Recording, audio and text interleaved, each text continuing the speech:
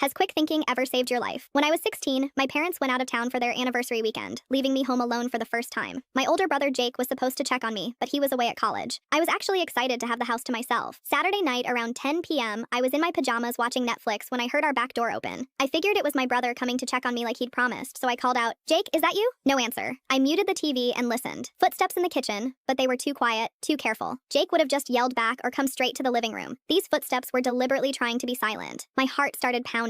I grabbed my phone and crept toward the kitchen, thinking maybe I should call 911. But as I got closer, I heard a voice I recognized. She's definitely here. Her car's in the driveway, and all the lights are on. It was my brother's best friend, Marcus. He'd been coming to our house since middle school, practically lived here during high school. I'd known him for years. Then I heard another voice. "You sure her parents aren't coming back tonight?" "Positive. They're 3 hours away at some fancy resort, and Jake's not coming home until Sunday." I froze. Why was Marcus here with someone else? And why were they talking about my parents' schedule? I heard Marcus again. "I've been planning this for months. Every time I'm over here, I've been figuring out the layout, where her room is, when she's usually alone. Tonight's perfect." My blood turned to ice. Marcus, who'd eaten dinner at our table hundreds of times, who my parents trusted completely, who Jake considered his best friend, had been planning something. The other voice said, "What if she screams?" "She won't. She trusts me. I'll just tell her I came to check on her like Jake asked. By the time she realizes what's happening, it'll be too late." I was shaking so hard I could barely hold my phone. I had maybe 30 seconds before they came looking for me. The front door was too far, and they'd hear me running. I was trapped. That's when I remembered something my dad had taught me about home invasions. If you can't escape, make them think someone else is coming. I quickly called Jake's number and put it on speaker, praying he'd answer. It rang once, twice. "Hey sis, what's up?" I spoke loudly enough for them to hear. "Jake, thank God you're here early. I heard you guys come in through the back door. Are you bringing Marcus up to my room now, or should I come down?" There was confused silence from the kitchen. Jake sounded puzzled. "What? I'm not there. I'm still at school. What are you talking about?" But